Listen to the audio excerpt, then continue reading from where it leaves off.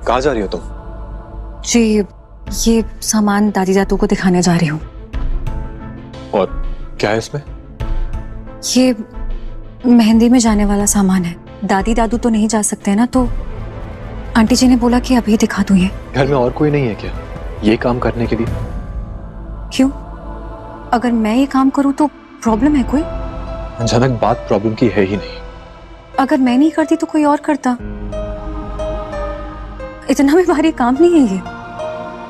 जनक को घर वाले बहुत सारे काम दे दिए हैं। अर्शी को सजाने से लेकर बाकी सबको भी तैयार करने का, और तो और मेहंदी भी लगाने के लिए अर्शी के हाथों में। पर अब रात हो गई है और जनक अब भी इधर से उधर काम में बिजी है, जब अचानक अन्नी एक बार फिर आवाज देता है जनक को और पूछता है कि वो ये सब काम क्यों कर रही है, क्या घर में और कोई नहीं है ये सब करने के लिए। पर जनक बोलती है कि इसमें प्रॉब्लम क्या है, इतना भारी कोई काम भी तो नहीं है। पर अब अन्नी बोलता है कि उससे क्या ज़रूरत है हर काम में इन्वॉल्व होना। पर जनक कुछ समझी नहीं कि अन्नी आखिर कहना क्या चाहता है। फोटो सिलेक्ट हो रही थी, तुम्हें बीच में बोलने की क्या जरूरत थी? पहली बात, मैं बीच में नहीं बोली थी सर जी। मैं वहां पे खड़ी थी, सब लोग बातें कर रहे थे और फिर अचानक से इन्होंने मुझे फोटोज दिखाए।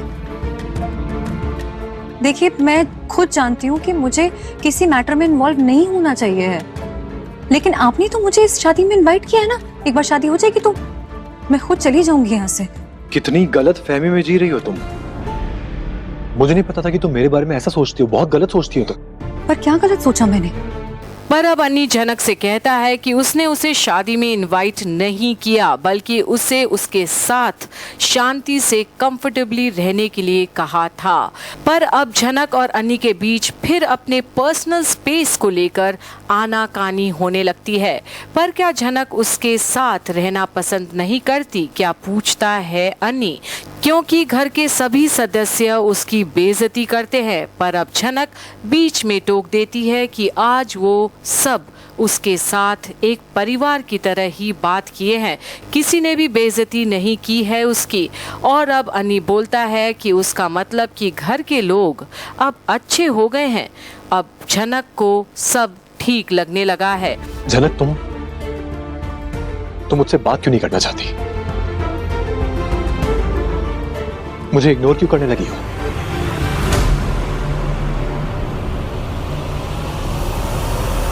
क्योंकि मैं खुद नहीं जानती कि इस वक्त मुझे यहाँ खड़े होके आपसे बात करनी चाहिए या नहीं।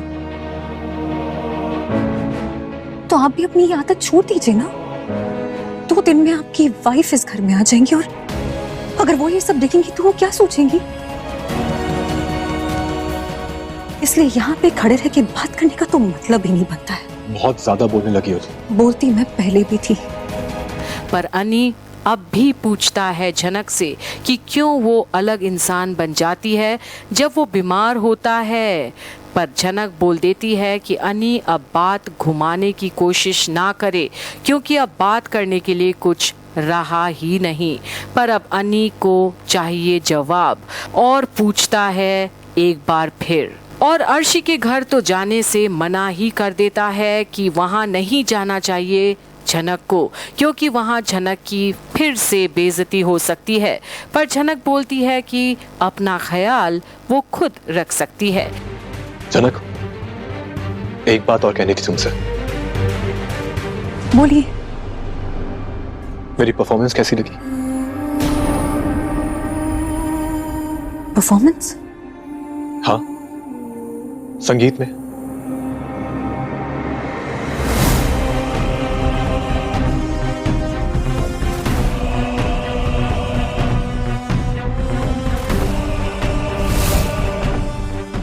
नाटक कर रहा था ना मैं अर्शी के साथ। पर जहाँ जनक उसके सिंगिंग और डांस के बारे में बोलती है, वहीं अन्नी बोलता है कि वो नहीं, बल्कि उसने ऐसा नाटक किया कि अर्शी को बिल्कुल भी हर्ट तक नहीं किया और उसे खुश रखा, बल्कि दोनों ही खुश दिखे सबके सामने।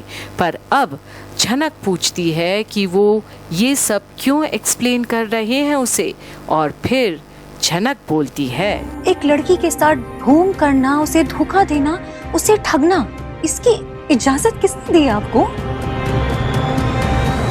मैं ठग रहा हूं। किसे? अर्शी दीदी को। जनक, तो और क्या वजह हो सकती है कि आप मुझसे ऐसी बातें कर रहे हैं? अगर मैं अर्शी दीदी या किसी को भी बोल दूं कि आप मुझे अलग से ले जाके ऐसी बातें कर रहे हैं कि आप अर्शी दीदी के साथ नाटक कर रहे हैं, सोचा भी है कि इसका क्या परिणाम हो सकता है? और अब ऐसा लगता है जैसे अनी का खेला हुआ गेम उस पर ही भारी पड़ गया, क्योंकि अब झनक अनी को डांटती है कि क्या वो सोच भी सकते हैं कि अगर झनक ये सारी बातें अर्शी को बता दे तो क्या परिणाम हो सकता है इसका, और पूछती है कि नाटक करके क्या मतलब हो सकता है, क्या अनी को पता भी है, और बोलती है कि अपने ही वाइफ के साथ रहने के लिए, नॉर्मल बिहेव करने के लिए नाटक करना पड़ रहा है उनको, और पूछती है कि क्या अनी को लगा था कि वो एक लड़की की इंसल्ट करेगी, और पूछती है कि क्या अनी को लगा था कि वो एक लड़की की इंसल्ट करेंगे और उसे कोई जवाब नहीं मांगेगा, खास करके जब वो लड़की के साथ अनी की शादी होने वाली है। और अब झनक अनी को करती है शर्मिंदा कि वो ऐसे कैसे एक लड़की की भावनाओं के साथ खिलवाड़ कर सकते हैं, पर अनी तो ये सब झनक के लिए कर रहा था क्योंकि वो बोली थी कि उसे अर्शी को खुश रखना पड़ेगा, तभी वो उसके पास रहेगी। तो क्या अब अनी अपने आप को अकेले पा रहा है, जहां उसे झनक का साथ भी चाहिए और अर्शी से शादी भी रचाने जा रहा है। दो नाव पर तो पैर नहीं रख सकता ना अनी, अपनी ही खुशियां के लिए। तो आखिर अब झनक करेगी क्या? वो शायद अब अनी को अलविदा क्या कह देगी, या फिर कुछ और ही मोड़ लेगा कहानी में। देखते रहिए आगे क्या होता है। झनक की सारी अपडेट्स यहीं कंप्लीट बॉलीवुड पर। अरे सर जी, आप बीमार थे और जो कुछ भी आपने उस वक्त बोला मैंने उस पर ध्यान ही नहीं दिया, क्योंकि वो जरूरी नहीं था मेरे लिए। तो तुम कहना चाहती हो कि हमारे बीच जो भी बात हुई तुम्हें कुछ भी याद नहीं है? याद है, लेकिन सिर्फ वही याद है जो याद होना चाहिए, बाकी कुछ याद रखने लायक ही नहीं था। आप बीमार थे, आप कुछ भी बोल रहे थे उस वक्त, बोल दिया जो बोलना था, बात खत्म हो गई है ना। लेकिन अब आपका फ्यूचर अर्शी दीदी के साथ है।